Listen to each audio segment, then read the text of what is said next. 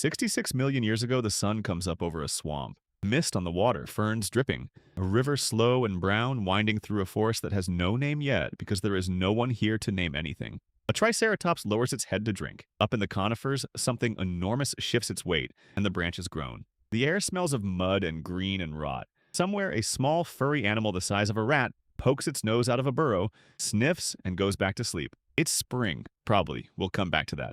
And here's the thing you have to understand. This is not a special morning. The dinosaurs have ruled this planet for 165 million years. Let that number land for a second. You squeezed all of recorded human history, every pharaoh, every empire, every war, every person you've ever heard of into a single day. The dinosaurs had been in charge for over 1,000 years before that day even started. 1,000 of our entire histories, stacked end to end. So this morning means nothing to them. It's just another day, but it's the last one. And by the time the sun goes down, almost everything you're looking at will be dead. And one of those quiet, terrified little survivors hiding underground, that's the one I want you to remember. Because that's the one that eventually becomes you. Let's count down the hours. Right now, while the Triceratops drinks, there's a dot in the sky. You can't see it. It's still too far away. Out past the moon, a piece of rock falling toward Earth the way it has been falling for millions of years. Nothing unusual. The solar system is full of debris. But this one is going to hit. It's an asteroid somewhere between 10 and 15 kilometers wide. Picture a mountain. Picture Mount Everest, ripped out of the ground and thrown through space. It's moving at more than 60,000 kilometers an hour. Call it 20 kilometers every single second. That's about 50 times faster than a rifle bullet. A bullet you could not see, could not hear, and could not run from. For a few hours, it's nothing. Then it becomes a point of light. Then in the last seconds, a second sun, screaming down through the sky over what we now call Mexico. Nobody looks up. Why would they? It's just another day. And then it touches the ground. T-0. The asteroid slams into a shallow sea off the coast of the Yucatán Peninsula. And I need you to throw out everything you think the word explosion means, because this is something else entirely. The energy released in that one instant is around 100 teratons of TNT. That number is meaningless, so let me make it mean something. The most powerful nuclear weapon humans ever built, the one that broke windows hundreds of kilometers away, you would need to set off more than 1 billion of them. At the same time, in the same spot, some estimates put it at over 4 billion Hiroshima bombs packed into a single second. The rock doesn't crack. It vaporizes. The asteroid is simply gone. Turned to gas. So is a chunk of the seafloor. In its place, a hole begins to open in the earth, almost 180 kilometers across a crater you could lose an entire small country inside. A flash brighter than the sun lights up the sky for thousands of kilometers in every direction. That flash is the last thing alive things ever see. The 165 million year reign of the dinosaurs just ended. It ended at a single point, in a single second. But the rest of the world doesn't know yet. So what does the end of the world actually feel like if you're standing 2,000 kilometers away, drinking from a river on what is now North Dakota?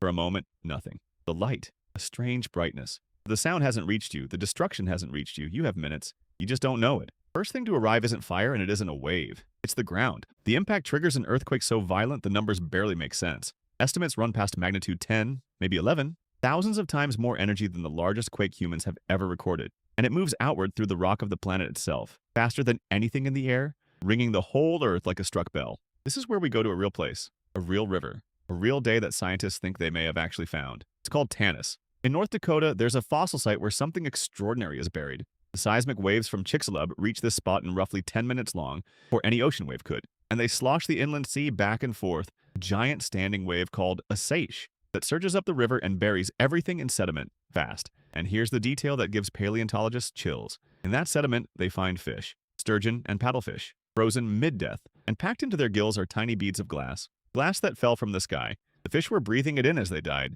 We'll get to where that glass came from in a second, because it's falling everywhere now. But sit with this first. Tanis may be a snapshot of the actual day, not the era, the day, maybe even the hour. Scientists are careful here, and they should be. The site is debated. Some of the bolder claims aren't settled. And even the season is debated, though two separate teams landed on spring. But the fish with glass in their gills are real, so look up, because the sky is about to start raining. When the asteroid vaporized that rock, it didn't all stay on the ground. A staggering amount of it got blasted clean off the planet, up above the atmosphere, into space. Molten droplets of rock flung halfway to orbit. But what goes up has to come down. As all that liquid rock cools, it hardens into tiny glass beads. Geologists call them spherules and tektites. And within minutes to hours, they begin to fall back. Not over Mexico, over the entire planet, every continent. A worldwide rain of glass hissing down out of a darkening sky. That's the glass in the fish's gills. The asteroid coming back down on the whole world at once. And that falling rock is about to do something much worse than fall. Because there are trillions of these fragments and every single one of them is screaming back into the atmosphere at enormous speed. And anything moving that fast through air gets hot. Think of a shooting star. That streak of light is a grain of dust burning up. Now multiply that by trillions, all at once, all over the sky. The whole upper atmosphere starts to glow. On the ground, the sky itself turns into a heat lamp. The models suggest the surface gets hit with infrared radiation, peaking somewhere around 5 to 15 kilowatts per square meter. There's a comparison scientists actually use for this, and it's horrible. It's like being under an oven set to broil. Now, how widespread the fires really got is something researchers still argue about. Some of that falling debris may have shielded the ground from the worst of it, and the heat probably wasn't even everywhere at once. The planet may not have turned into one single global firestorm, but where the heat lands, exposed forests ignite. And any animal caught out in the open with nowhere to hide. Triceratops, a T-Rex, anything too big to dig has no defense at all. They cook where they stand. So who lives through an oven in the sky? Only one kind of thing. Whatever was underground, underwater, inside a burrow, under a rock. The small, the buried, the unimpressive. Remember that little furry animal that poked its nose out this morning and went back to sleep? Down in its burrow in the cool dark, it's still alive. Terrified, maybe, but alive. While the giants burn above it. For one afternoon, being small and hidden and forgettable is the only thing worth being on Earth. But surviving the fire was the easy part. The fire burns out. The glass stops falling. And for a moment, you might think the worst is over. It's not. It's barely begun. All those fires, all that pulverized rock, all that soot and dust doesn't just vanish. It rises into the upper atmosphere and it spreads, wrapping the whole planet in a shroud. And it blots out the sun, not for a day, not for a week. The models point to months, possibly up to around 2 years of darkness and brutal cold. We call it the impact winter, and in the dark, a quiet catastrophe begins, one with no fireball at all. Plants need sunlight. No sunlight, no photosynthesis. The plants die, then the animals that eat plants starve, then the animals that eat those animals starve. The entire food chain collapses from the bottom up, in the cold and the gloom, all over the world at the same time. The dinosaurs that hid from the heat, the ones that won the afternoon, now lose the winter. They survived the worst hour in Earth's history just to slowly starve in the dark. When it's finally over, around 3 out of every 4 species on Earth are simply gone. Forever. And then, one morning, the sun comes up again. The dust thins. The light comes back, weak and pale, over a world that is almost empty. No Triceratops at the river,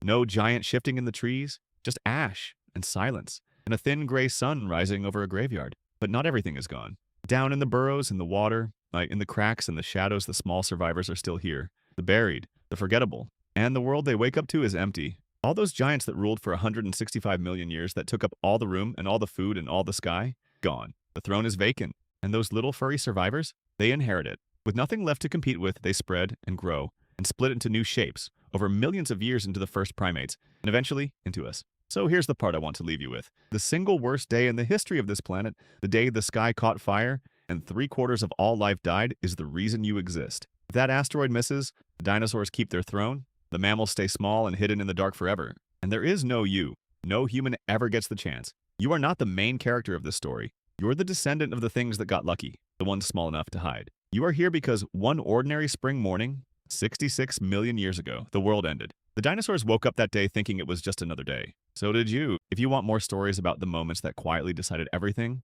stick around and subscribe. The next ordinary day is always more interesting than it looks.